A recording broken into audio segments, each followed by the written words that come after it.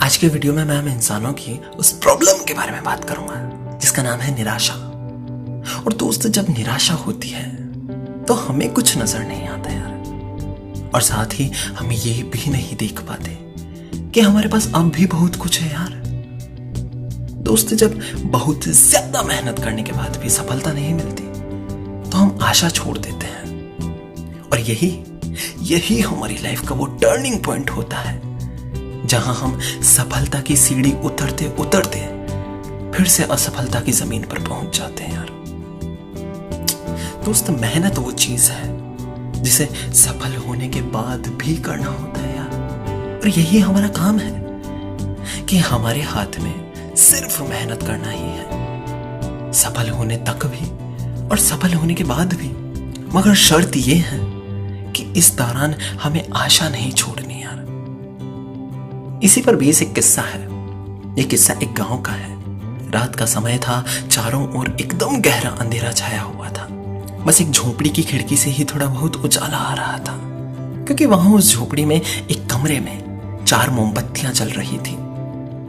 चारों मोमबत्तियां एकांत देखकर आपस में एक दूसरे से बात करने लगी। चारों मोमबत्तियों में से पहली मोमबत्ती ने कहा कि मैं सुख और शांति हूं। जब मैं इस दुनिया को देखती हूं तो मैं बहुत दुखी होती हूं। चारों ओर आपाधापी, लूट खसोट और हिंसा का बोलबाला है यार। इन सबको देखकर पल पल मेरा यहां दम घुटता है। ऐसे में मेरा यहां रहना मुश्किल है। यहां मैं अब और नहीं रह सकती। और इतना कहने के बाद वो सुख और शांति नाम की मोमबत्ती बुझ गई। दूसरी मोमबत्ती भी अपने मन की बात कहने लगी। उसने कहा, मैं विश्वास हूं। मुझे लगता है कि झूठ, धोखा, फरेब, बेईमानी ये सब यहां अपना राज करने के लिए मेरा वजूद खत्म करते जा रहे हैं। ये जगह अब मेरे लायक नहीं है, इसलिए मैं भी जा रही हूं। और इतना कहने के बाद वो दूसरी मोमबत्ती भी बुझ गई। तीसरी मोमबत्ती ने दुखी होकर कहा, उसने कहा, मैं प्रेम हूं। मैं हर किसी के लिए हर पल चल सकती हूं, लेकिन अब किसी के पास मेरे लिए वक्त ही नहीं बचा।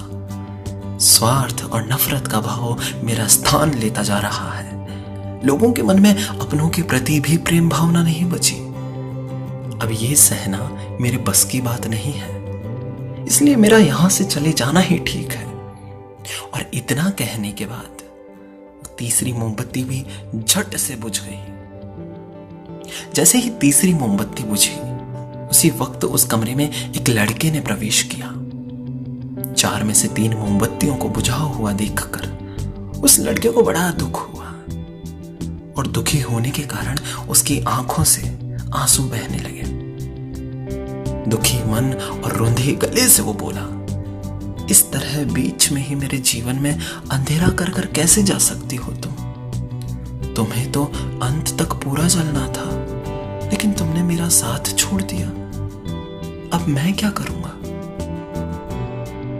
उस लड़के की बात सुनकर अभी भी जल रही चौथी मोमबत्ती बोली, घबराओ नहीं मेरे दोस्त, मैं आशा हूं और मैं हमेशा तुम्हारे साथ हूं। जब तक मैं जल रही हूं तुम मेरी लौ से दूसरी मोमबत्तियों को जला सकते हो।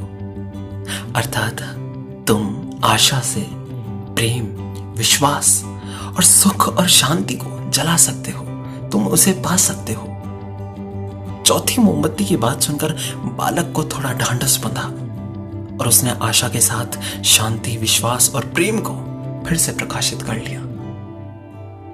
दोस्त, हमारी जिंदगी में भी समय कभी एक सा नहीं रहता यार। कभी उजाला रहता है तो कभी अंधेरा। जब जीवन में अंधेरा आए, मन अशांत हो जाए, विश्वास डगमगाने लगे और दुनिया पराई लगने लगे, तब मेरे दोस्त मन में आशा का दीप जला लेना यार।